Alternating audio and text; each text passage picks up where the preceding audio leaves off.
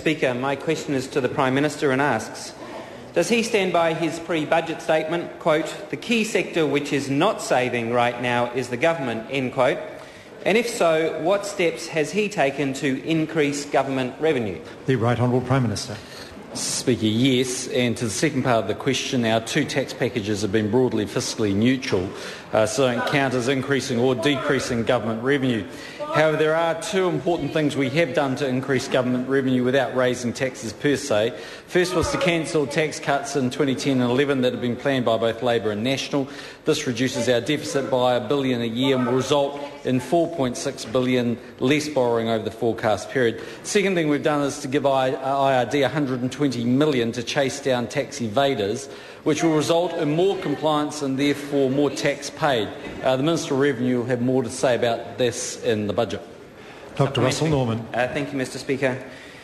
Given that the net effect of his tax shift has been to add around $3 billion to the deficit over 2 years, what responsibility does he take for the record deficit?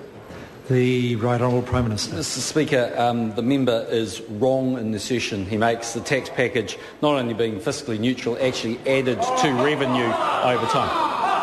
Dr Russell Norman. Given the Minister's statement, what is his estimation of the fiscal impact of the tax shift in the last two budgets over 2 years? The Right Honourable Prime Minister. Well, Mr Speaker, I don't have the exact number to hand, but I can tell you over the 4-year forecast period it's an increase in net revenue of $1 billion. Supplementary. Dr Russell Norman. Is it not more fiscally responsible to consider some revenue-raising options in this budget, like a temporary earthquake levy to pay for the rebuilding of Christchurch, a levy that would raise around $5 billion over 5 years to avoid all the risks associated with increased borrowing? The Right Honourable Prime Minister. Mr Speaker, no, and the reason for that is it's the view of the government that a levy would slow down economic growth. As we know from basic economics, adding more pressure onto the private sector reduces people's incentives to work. I'd also note that I've taken a quick look at the levy that's being proposed by the Greens, and interestingly enough, only a quarter of New Zealanders would pay it. And I'd strongly suggest that that's not equitable when it comes to paying for the earthquake. All New Zealanders should share in it. Dr Russell Norman. Order, I've called Dr Russell Norman. If it's the Minister's view that it's not equitable that a smaller number of people pay for the earthquake levy, why is it equitable that most of the tax cuts were given to those who have the highest incomes? The Right Honourable Prime Minister. Speaker, if that was the case, it might not have been equitable. 2/3 of the tax cuts went to the bottom two threshold bands. Dr Russell Norman. Mr Speaker, to the Minister, does the Minister share the concerns of many economic commentators that if there are big spending cuts in this budget, it could induce a double-dip recession, as we saw following the 1991 budget? The Right Honourable Prime Mr Minister. Speaker, far from it. In fact, Treasury, who have obviously played an integral part in putting together the budget, have indicated that the budget is likely to see very strong growth in both real wages for New Zealanders, something that never happened under a Labor government, very strong job growth and a much stronger economic outlook for New Zealand. In other words, the Treasury's analysis of the budget is it's a winner. Question. I beg your pardon. Supplementary question. The Honourable John Boscawen. Thank you, Mr Speaker. Supplementary to the Prime Minister. Does he accept that the real problem with government not saving is that government expenditure as a percentage of GDP is now higher under his Prime Ministership than any year under Helen Clark's? And does he have any plan to bring down government expenditure to at least the level under Helen Clark, bad though that was? The Right Honourable Prime Minister. Mr Speaker, well, as a starting point, the reason why government spending as a percentage of GDP has risen is because GDP shrunk because of the impacts of the earthquake, or at least stayed constant. It was very, very modest growth.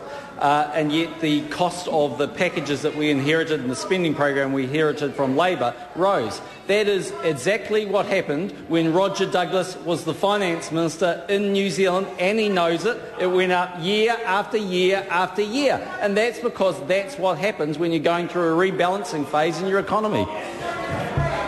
The Honourable John Boscawen. Supplementary to the Prime Minister. Does he know that GDP per capita in New Zealand is now lower than in 2004, 7 years before the earthquake? That is, New Zealanders are now poorer than they were in 2004 under Helen Clark. Then what is the government doing to reverse this? The Right Honourable Prime Mr. Minister. Speaker, that's a snapshot in time. And what I'd say is it's dependent on a number of factors. I mean, GDP per capita looks at the number of people in the country. There's been a substantial increase in the number of people living in New Zealand. Everyone acknowledges that in certain areas there haven't been as big amounts of overtime and the likes. And I would add, these weren't the questions the member was asking when he was a minister a month ago. Entry, Mr. Speaker. The Honourable John Boscawen. Order. I've called the Honourable John Boscawen. Supplementary, Mr. Speaker, to the Prime Minister. Can he confirm that the government is borrowing more than $70 per week for every man, woman and child in the country? And if so, does he consider this fiscally responsible? The Right Honourable Prime Minister. Mr. Speaker, yes, I can confirm that it's fiscally responsible, and that is because, as we will see on Thursday, the government has a very clear plan to getting New Zealand back into surplus. And, the joke actually is the Labor Party, who started saying they were going to reduce debt faster than National last year. Then this year it was about the same rate, and now they don't have a clue what they're actually doing, but we'll come back to that later. Mr. Speaker, the reality is that we have had a global financial crisis, and the government actually is proud of the fact that it used its balance sheet and low levels of debt to get New Zealand through that recession. That is what the entire world was doing in 2009-10, and if we hadn't done that, more New Zealanders would have lost their jobs, more New Zealanders would have had an uncomfortable lifestyle and lost a lot of the support that they wanted. So, Mr. Speaker, I'm quite happy with what we've done, but the time has come to get the books back in order, and they'll be back in order faster than people think. Question number 3.